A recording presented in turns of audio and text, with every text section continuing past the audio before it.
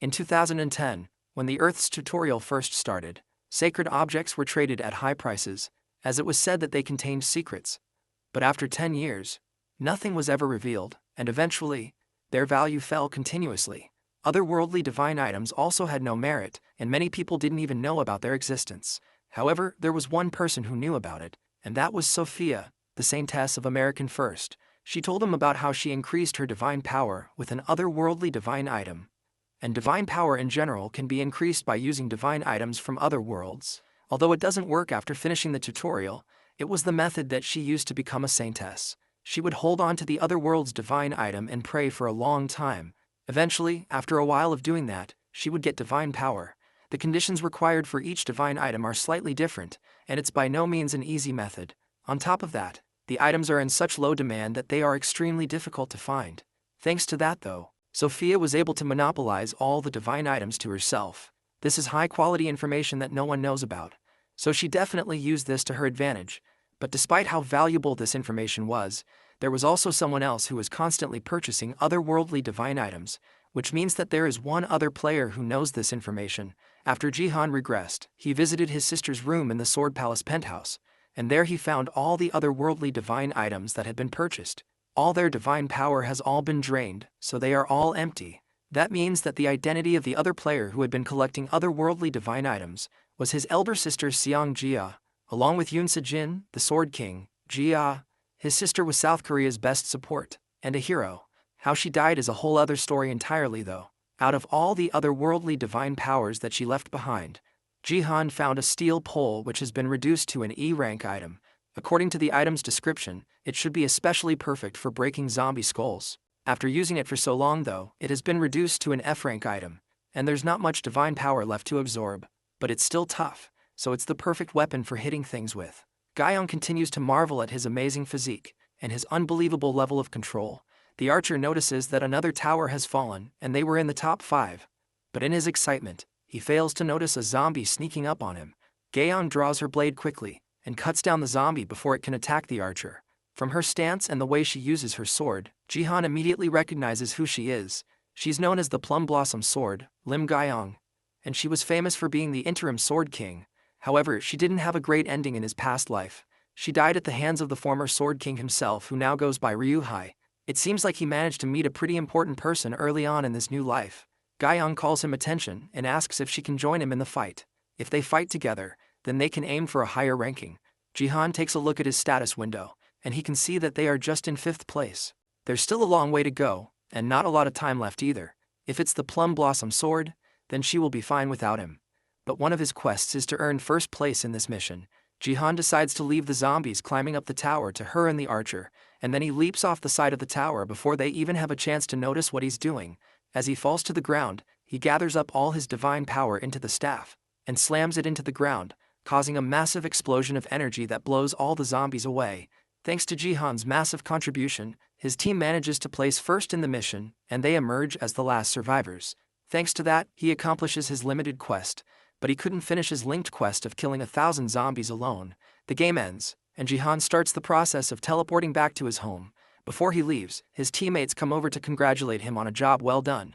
He carried them so easily, and came out as the MVP despite everything, and the archer is more than eager to team up with him again.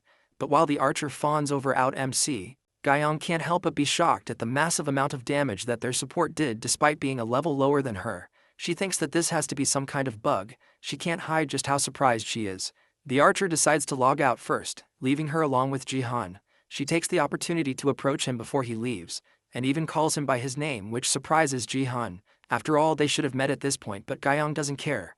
With the potential and achievements that he has shown during these past few missions, she can tell that this man is definitely someone they need at the Divergent Guild. As a member of the Divergent Guild, she has to recruit him no matter what. But now that she's staring at him, she ends up accidentally asking for his phone number instead. Suddenly, her calm expression changes to extreme panic as she realizes that she skipped many steps to get to this point. She's asking for his phone number in the first conversation, and she has to hurry up and explain herself before he ends up taking it the wrong way. Before she can get her words out properly though, Jihan apologizes and tells her that he doesn't remember his phone number right now. Then he opens his status window and logs out with a quick goodbye before she can say anything else. Gayoung takes a moment to wonder how exactly someone can forget their own number, before she realizes that she has most likely just been rejected. Back in the real world, it turns out that Jihan really doesn't remember his old number. He used his American number for a while in his old life, and he hasn't had the time to memorize his Korean number since he reincarnated into this new life. There's no way he can ask others what his own number is, so for now he's just going to have to leave those thoughts for later. The more important thing to think about right now is that he got recruited. It looks like with all his showing off recently, he ended up standing out too much. Now that he thinks about it, he should have probably gotten her number instead, but he doesn't plan on joining a guild right now. For now, he has to focus on getting as many rewards as he can from quests. He managed to raise his level by 2 points, and he even managed to earn 1,500 GP thanks to it. But he can't buy any holy items with just that amount. The divine items he wants to buy are much cheaper in the past than they were in his time, but it's still too much for him. For now, he has to go home and rummage through his sister's storage a little more. He makes it back home, and immediately notices someone else's shoes at the door. He immediately realizes who is at home with him, and the shock causes him to drop his bag. Everyone has moments that they regret for their whole lives, and Jihan also has similar regrets. His biggest regret, though, is the fact that he couldn't protect his beloved niece, Se-ah, in his past life. He had so much that he wanted to say if they met again. He remembers how strong she was, and how she even told him that she would protect him. And now she's standing in front of him again, alive like nothing ever happened. Above everything, he wanted to tell her once again that he really missed her. Yoon Se-ah just turned 18 this year, and she's the daughter of Yoon Se-jin and his older sister. She wasn't at home when he regressed because she was with a group living in Jeju, but she was the only one that ended up leaving early for obvious reasons, because she was born when his sister worked to provide for them. Jihan was in charge of looking after Se-ah from a young age. Now her mom is gone, and her dad is defecting to Japan all of a sudden and changing his name. Now that everyone else is gone, the only family they have left is each other. Right now she's the most important person in his life, and all of this happened because of Yoon Se-jin's sudden decision. Earlier, Se-ah contacted her father to see what caused him to change sides all of a sudden, and he told her that he had fallen in love. He announced it to her so casually, and even though she was freaking out on the phone call with him, he seemed way too calm with the situation. She asked him what he wants her to do now with him disappearing, and even asked if he's throwing her away for nothing. And he calmly replied that he is throwing her away because that's the condition that his new love had given him. Without even another word, or a goodbye, he hung up the call and ended his relationship with his daughter in one move. That's incredibly trashy. But Jihan has always known him to be that kind of man. He is an irresponsible renegade that is willing to throw away his only daughter and his whole country for the sake of one girl. Because of that, innocent Se-ah was left all alone and in another life. Ended up ending her life. Se-ah turns around and notices that her family photo has been broken, and Jihan immediately rushes to apologize, thinking that even with what Yoon Se-jin did, he's still her father. But to his surprise, she reveals that she wanted to break it instead. Then she tells him that she's fine and puts up a strong face. This is always how Se-ah was. Whether her mum died or her father betrayed her and left, she would always have a bright smile and life while worrying more about her uncle than herself. But even though he knows that she can take care of herself, he doesn't want her to be like that anymore. From now on, even though she's all grown up, he wants to take care of her and protect her. Se-ah closes her eyes and allows him to hug her. But their moment is broken up when she tells him that he's sweaty. Elsewhere in the Seoul metropolitan city, Gangnam-gu, inside the Divergent Guild headquarters, Lee Hyeon doesn't even try to hold her laughter back after her bodyguard tells her about her run-in with Jihan. The beautiful Lim Gyeong asked for a man's number and he refused. And on top of that, he used the lame excuse of saying that he doesn't remember his number. Her laughter causes Gyeong to accept that she isn't as beautiful as Lee Hyeon seems to think she is, but that couldn't be further from the truth. She just doesn't know how popular she really is. Even the few people that they have walked past can't help but stare and whisper about how cool she is. The two of them head over to the company lounge, and Lee Hyeon feels especially relaxed being there. The two of them are there to discuss what their plans are going to be regarding Jihan's recruitment. They have to recruit him no matter what. And even the higher-ups are pushing her to get him on their team as fast as possible. As they are talking, Hyeon notices a notification on her phone. It's someone broadcasting a live stream, and she's confused who this could be since there shouldn't be any big matches happening today. The person streaming is usually a gambling streamer that Hyeon follows once in a while. She calls it a strategy analysis, but it's just simple gambling. But the person hosting the stream is definitely not who they were expecting. It's Seon Jihan, and he's starting an impromptu stream seemingly with no announcements. On the other side, Jihan is setting up the camera while Se-ah advises him from off-screen. Gyeong struggles to figure out why Jihan is showing up on a gambling prediction stream. but Hyeon is more focused on the title of the stream. Jihan is claiming to be the brother-in-law of the Sword King. The people watching the stream are also confused about the sudden announcement, and comments fly into the stream asking what's going on. The statue behind him is the twin sword statue, which proves that he's in the Sword Palace penthouse. Now that the stream has properly started, Jihan tells Seo to step back. Then he channels power into his foot and stomps into the ground, cracking the floor below him and causing the pillar below the twin sword statue to shatter. Then he uses his fist to break the statue apart, shocking everyone watching the stream and causing thousands of viewers to flow into the stream. Now that he has made a big splash and caused a lot of people to grow interested in the stream, it's time for him to actually start addressing the Sword King, Yoon Sejin's naturalization to Japan. The place he's streaming on right now is called the BattleTube, and it's a streaming system of the BattleNet, and a platform that possesses unrivaled market share in the world. Since it is a part of the BattleNet, Jihan can also get quests linked to BattleTube, which include gaining a certain number of viewers, subscribers, and views. Thanks to this, he has another way to gain achievement points by making a splash on the platform, and destroying the twin sword statue is definitely one way to make a splash online. For Seong Jihan, there's no better situation than right now to cash in on all the rewards. As the viewers continue to pile in, he continues gaining achievement points from the multiple milestones he's crossing. Meanwhile, people are still shocked that he dared to break such an important statue, and as expected, a lot of dislikes are flowing in. There's also a certain number of commenters that have the same profile picture of a black logo with twin swords. These people are the Sword King family, and just the thought of them makes Jihan's eye twitch in anger. That crazy fanatic fan club of Yoon Sejin is what drove Seo to her death in his last life. While they are people who supported the Sword King the most, their resentment after he moved on to Japan kept growing. And eventually, those emotions began to gravitate towards Yoon Sejin's only blood relative, Yoon Seo.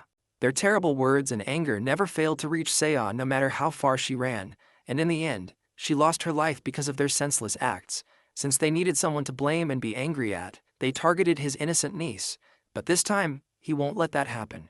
If they need someone to point fingers at, then Jihan will gladly become that target.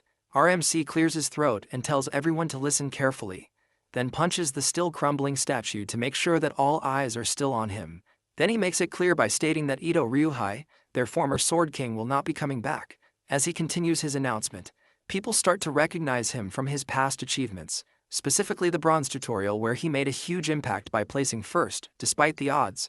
But the fact that he's still bronze definitely hurts his chances to act like an authority figure. Jihan ignores their conversation and then shows irrefutable proof to the camera, bringing his phone in close to the microphone to play a recording. This recording is from a call between Ryuhei and Seo after the Sword King decided to naturalize as Japanese. On the call, Ryuhei clearly announces that the reason he is leaving Korea is because he found someone that he loves. He admits that he's leaving the country all for her sake, and he's even abandoning his only daughter without remorse. This is a condition that his new love gave him to be accepted. Now that the intended message has been passed across, Jihan ends the recording. People are left speechless, but most aren't convinced. It's pretty much just street gossip at this point, and not concrete evidence that their Sword King has left. To further drive in the point, Seo comes on camera herself to continue the announcement. She announces that her father said that he will pass down the Sword Palace to her, but she doesn't want to accept the inheritance of someone who has abandoned his country and his family. Because of that, she instead plans to donate the Sword Palace to the country, in hopes that the donation will become a huge support for the growth of young Korean players. As she continues her announcement, Jihan smiles as his plans come together beautifully. Half an hour earlier, he first told Seo that he wants them to give away the house. Just like everyone else, she was confused that he would suggest such a thing. Why on earth would he want to give away everything they have? He can't tell her the real reason, and he doesn't even know if he can fully convince her if he tried. After all, since they are not selling the building and instead casually giving it away for free, it would seem like a truly insane decision. But Jihan has to convince her to do this for her own sake no matter what. In his last life, after Yoon Sejin destroyed Korea by becoming Japan's representative, the anger of Koreans grew so uncontrollably that they ended up confiscating all the assets of Yoon Sejin, including the Sword Palace that they live in. Seo had nowhere to go and she couldn't withstand all the stalking and threats from the Sword King family. At the end of everything, she took her own life. Since this place is going to be taken away anyways, it'd be better to give it away to win Korea's favor and keep Seo safe. To Seo though, he's just a freeloader uncle that drinks all day at home, and he certainly can't tell her that he came from the future either. But he has to find a way to convince her. Surprisingly though, while he was still thinking about how to get her on board with his idea, she surprisingly agreed to his plan. He had to take a moment to double check if she's really alright with this. since even to him, his sudden request would make absolutely no sense. The reason she has decided to trust him is because he's not the kind of person that would suggest something like this for no good reason. More importantly, it's been a long time since Seiya has seen this confident side of him, so she decides to trust his judgment. Thanks to her impressive resolve, he managed to make this situation a reality. That doesn't mean that there won't still be problems going forward though. The Sword King family is still up in arms, and they are specifically calling out Jihan as a fraud and a con man. That's exactly what he wants from them though. He wants them to keep firing their insults at him and avoid messing with Seiya completely. But this still isn't enough to finish the job. To make sure that everything is perfect, he's going to need to drive one final nail into the coffin. He steps back into the camera's view and calls out Yoon Sejin specifically. He tells them that the reason the Sword King gave for leaving is because of a woman. But the truth is that he's a has-been. Seiya can only watch since this definitely wasn't in the script from earlier, and she doesn't know what to do. The commenters start going crazy, with some not believing that he would say such a thing while others can only laugh at the absurdity of his claim. Jihan continues provoking him, claiming that the only reason Yoon Sejin left was because he knew he wouldn't make it in Korea. Even Gaeyong and Haeyeon can't help but scream at the things he's saying. Then Jihan finishes it up by saying that Yoon Sejin should stay well in Japan, because they will be meeting soon so Jihan can crush him. The stream ends after that, and the two of them head back into the house to freshen up. Seiya confronts her uncle with the chaos that has started online due to his statements. Both Korea and Japan are in an uproar because of what he said, but Jihan isn't worried. He assures her that nothing will happen, and they should just ignore all the publicity this is bringing them so she doesn't get stressed unnecessarily. Because of his recent actions, Seiya can't help but notice that something seems different about her uncle. It's almost as if he became a different person overnight. But it's not surprising that she feels this way. After all, there's no way that he would act normally after dying and regressing to the past. He asks her if all she saw in him was a freeloader who drinks all day. And Seiya tries to backtrack her words, even though she does think that it's true that she saw him that way before. As they are talking, the doorbell rings, and Jihan already knows who it is, but he wasn't expecting them to come over this early. Now that things have come to this point, it's time for him to start earning some money. Elsewhere in Tokyo, Japan, Yoon Sejin watches over the news as he sits beside a sleeping woman on the bed. The news recounts the events that have happened recently and states that the relationship between Korea and Japan is only expected to get worse continually due to his naturalization to Japan. It's only gotten worse since news has now spread that he did all of this for a woman. Now with Jihan, Yoon Sejin's brother-in-law, coming out with even more provocation, things are only set to get worse, and now all that's left is to see how the Sword King will react. It could even be said that Jihan is a representation of Korea's fury.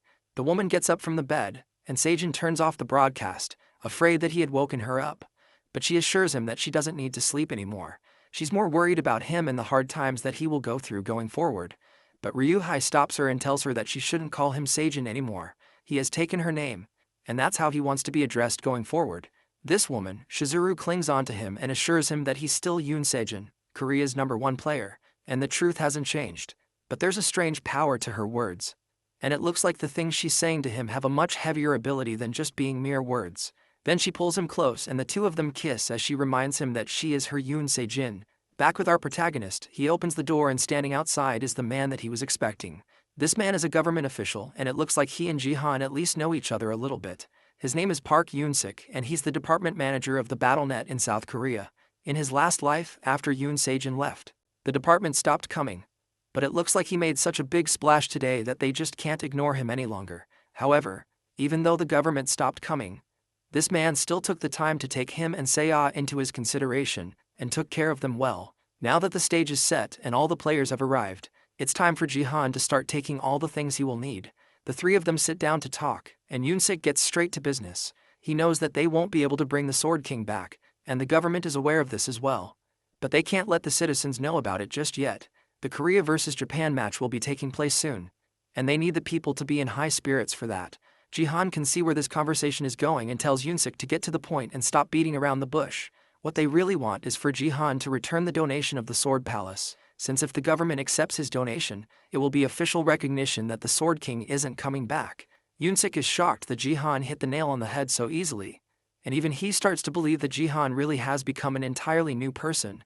The Jihan of before was just a jobless alcoholic addicted to gambling. Setting aside his shock, Yoon-sik confirms what Jihan says, but tells him that they haven't fully given up on the Sword King's return.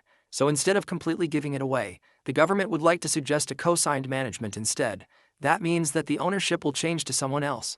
but they still have joint decisions in the affairs. It's a way of making sure that they can still be prepared for the return of the Sword King.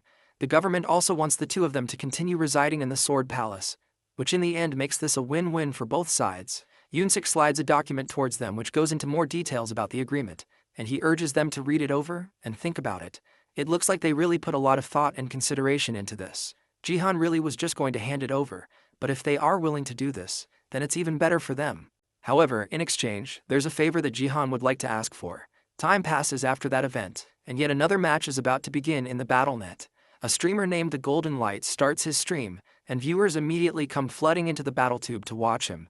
The streamer stands proudly on top of the Colosseum statue and welcomes everyone to his stream. The players below start spawning into the match, and Golden Light jumps down to join them as he continues entertaining his viewers. Someone gifts the stream and tells Golden Light to make sure to teach the bronze players a lesson. Everyone else watches in annoyance as Golden Light dances to entertain his viewers as a thanks for the donation. They definitely aren't as happy to see him in their lobby as his viewers are, and that's because underneath that innocent smile are incredibly devious intentions. He became a popular streamer because of his appearance and hyperness, but also because he is an infamous troll. He used to be a respected gold leaguer, but he demoted himself to bronze on purpose for the content, calling it deep sea traveling. He doesn't care about the game itself, and only cares about having fun, which makes him the pinnacle of a troll. Even though he has demoted himself to the lowest league, his equipment and stats are still at gold rank, so he is known for harassing and killing bronze players who are weaker than him. Now that he's here, and his eager fans are watching him expectantly, it's time for Golden Light to search for his first victim. He looks through the crowd of players, and his eyes eventually fall on potential content.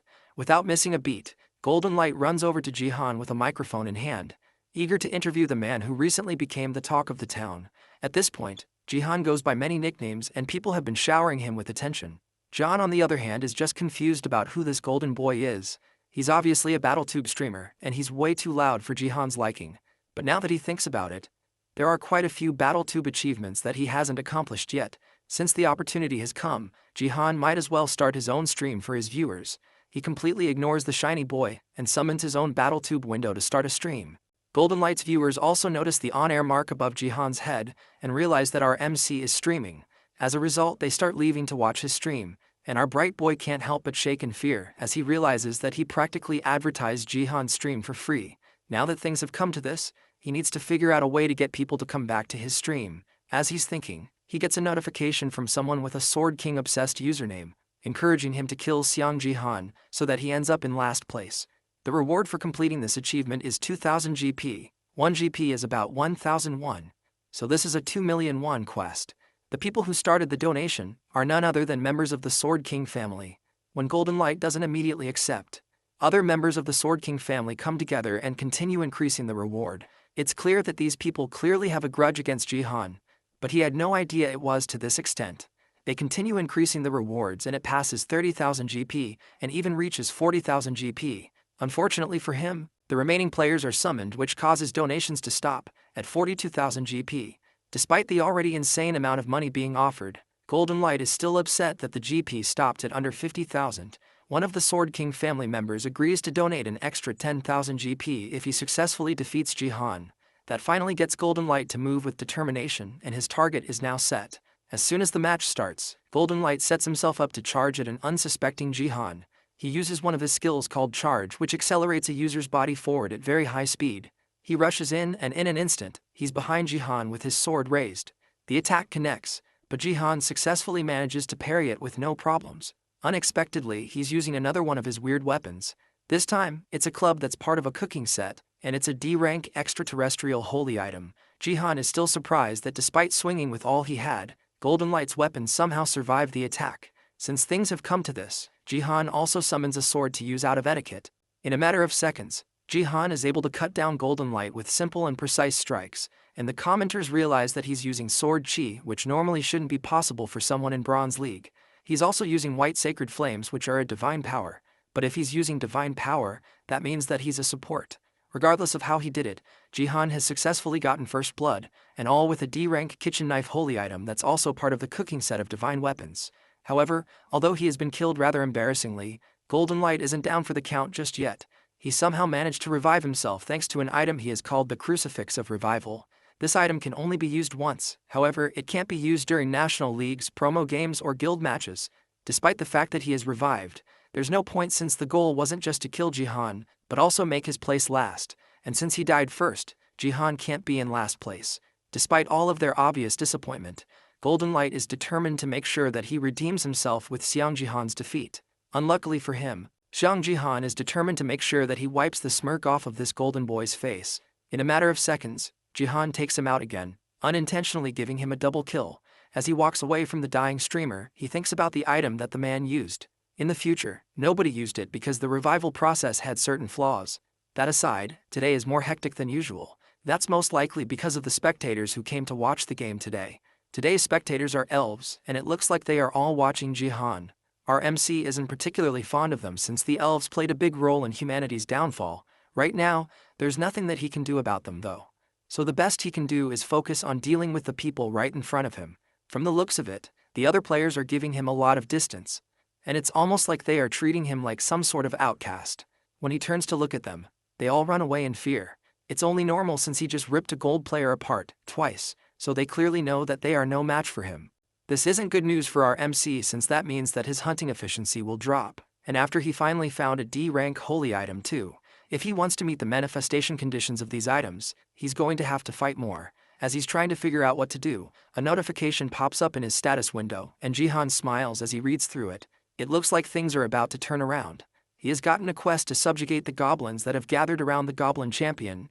Thanks to this, he should be able to meet his fighting quota, despite all the players running away. In an instant, he's surrounded by several goblins, and it looks like he's completely outnumbered. But in an instant, it's the goblins that are running away from him instead, as he charges at them with terrifying speed. The monsters cry for help as they are smacked and stabbed with Jihan's cooking equipment. Thanks to his constant fighting, the holy cooking set eventually starts reacting to his actions. It's all thanks to the fact that he read through the items' descriptions earlier, before he started using them. He's supposed to break their heads and gouge their hearts, and he is supposed to do all of that in this specific order, in order to use the items properly so they can react to him. It's a good thing that he figured all of this out before the end of the game. But with the way things are going, this is taking way too long. If he had learned this a little earlier, then there would have been a few more goblins left for him to use his weapons on. But at least it's not completely over yet. There's one more goblin left for him to take out. And this one is much more threatening than the rest. This beast is the goblin champion, and in comparison to normal goblins, he is way bigger and stronger. Despite its size and strength though, a good smack with the cooking club is enough to send the goblin champion crashing to the ground. Then Jihan takes advantage of that and stabs it in the heart. Despite its size, it's just a big goblin. And with that, the quest has been cleared, and he receives 500 achievement points as a reward, as well as earning 1 divine power in the process. But because he used the items heavily, the rank of the weapons have been reduced to E, so he should only be able to earn divine power 1 more time. Hunting monsters is way too slow though, so he's going to need to catch players instead. They are way too far from him though, so now, if they won't come to him, he's going to have to go to them himself. The commenters who have been quietly watching the stream this entire time finally come out of hiding to talk about how scary Jihan looks now. But out of all the people watching the stream, there's one person who is way too upset about what's going on his screen. It's Golden Light who's watching Jihan's stream from the outside, and he notices one comment in particular saying that Jihan is 1,000 times better than him. While he's upset about the way they are talking about him, he's more curious about the beast that is Jihan. From his fight with the goblin, the system has calculated his estimated stats, and his average strength is about 35.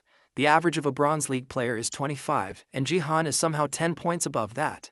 None of this makes any sense, and Golden Light even starts to think that Jihan must be using some kind of hacks. As he lays on the bed, lamenting his failure, and the cracked beast that is our main character, he hears screams of terror coming from his monitor. He looks up just in time to see Jihan smacking someone in the face with his club. In a matter of seconds, Jihan has taken out multiple players at once, and the all-out brawl is entirely one-sided.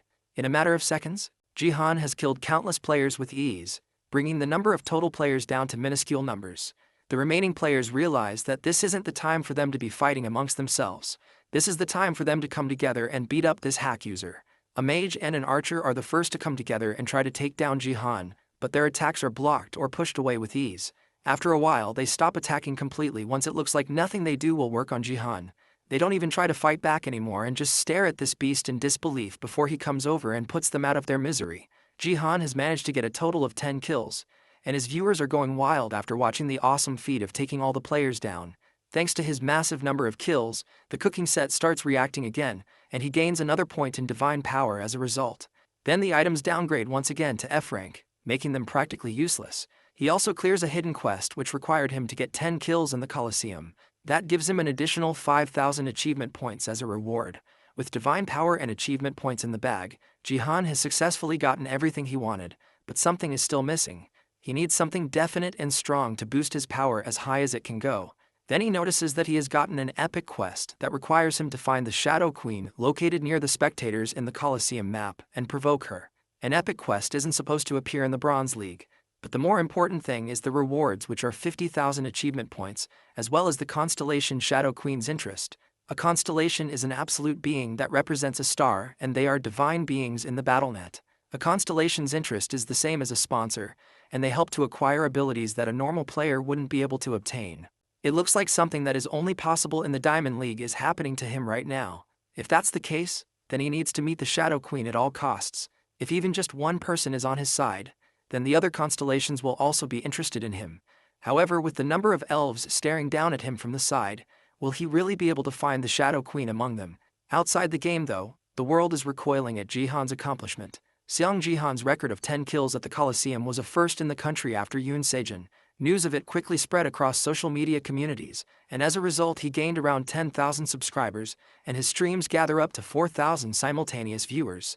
Those from the Sword King family who hoped for Jihan's ruin in turn became his supporters. Now all the resentment was directed at Golden Light, who unintentionally became Jihan's stepping stone to stardom. His reputation has practically gone into the gutter after recent events, and he's struggling to figure out what he should do to fix it. Since there aren't many options, Golden Light instead decides to jump on the Seong Jihan train too and become one of his supporters. From this point on, Golden Light now hopes to become Seong Jihan's editor and make him BattleTube's best star.